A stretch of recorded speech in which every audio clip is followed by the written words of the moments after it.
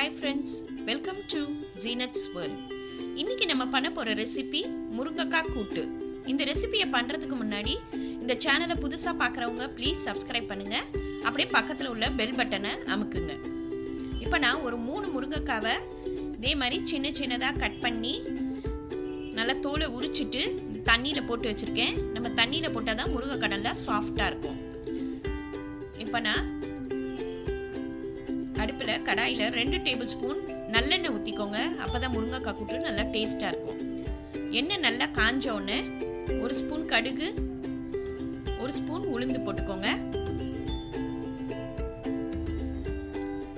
கருவேப்பிலை கொஞ்சம் போட்டுக்கலாம். இப்போ நம்ம பெரிய வெங்காயம் 2 கட் பண்ணி இதுல போட்டுடலாம்.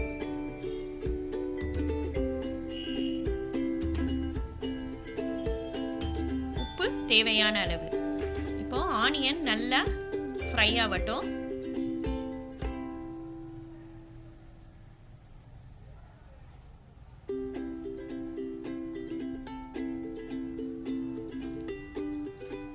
இப்போ ஆனியன் கொஞ்சம் வதங்கி இருக்கு. இப்போ நம்ம பெரிய தக்காளி 2 கட் பண்ணி இதுல போட்டுடலாம். இப்போ தக்காளியும் ஆனியனும் நல்லா வேகட்டும். இப்போ நல்லா வெந்துருச்சு பாருங்க. இப்போ நம்ம கட் பண்ணி வச்சிருக்கிற அந்த முருங்கைக்காவை போட்டுடலாம்.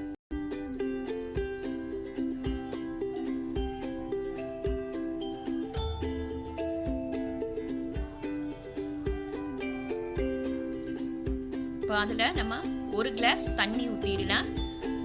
முருங்கைக்காய் அப்போ தான் நல்லா வேகும். ஒரு 5 நிமிஷம் மூடி வச்சிடலாம். இப்போ முருங்கைக்காய் நல்லா வெந்துருச்சு. இப்போ நம்ம அதில் 2 ஸ்பூன் மிளகாய்த்தூள், 1 ஸ்பூன் மஞ்சத்தூள் போட்டுக்கலாம். இப்போ அதை நல்லா கிளறி விட்டுருவோம். மசாலா முருங்கைக்காய் நல்லா சேர்ற வரைக்கும் ஒரு 5 நிமிஷம் மூடி போட்டு வேக வச்சிருவோம். இப்போ மேலே நல்லா எண்ணெய் படர ஆரம்பிச்சிரும் பாருங்க. நம்மளோட முருங்கைக்காய் கூட்டு ரெடி ஆயிடுச்சு பாருங்க. நம்மளோட சமையலில் முருங்கைக்காவை அடிக்கடி எடுத்துக்கணும். முருங்கைக்காயில் அவ்வளோ கால்சியம் சத்து இருக்குது. விட்டமின் ஏ, விட்டமின் சி இதில் நிறையா இருக்குது. நோய் எதிர்ப்பு சக்தி நமக்கு அதிகம் கொடுக்கும். இந்த முருங்கைக்காவை நம்ம அடிக்கடி சாப்பிட்டு வந்தோம்னா நம்ம டயபெட்டிஸ் பேஷண்ட்க்கு சுகர் லெவலு கரெக்டாக இதாக இருக்கும். குழந்தைங்களுக்கு கொடுக்கறதுனால அவங்களோட போன்லாம் நல்லா ஸ்ட்ரென்த்தாக இருக்கும். இது ரொம்ப ஈஸி. இன்றைக்கி இதை ட்ரை பண்ணி பாருங்கள்.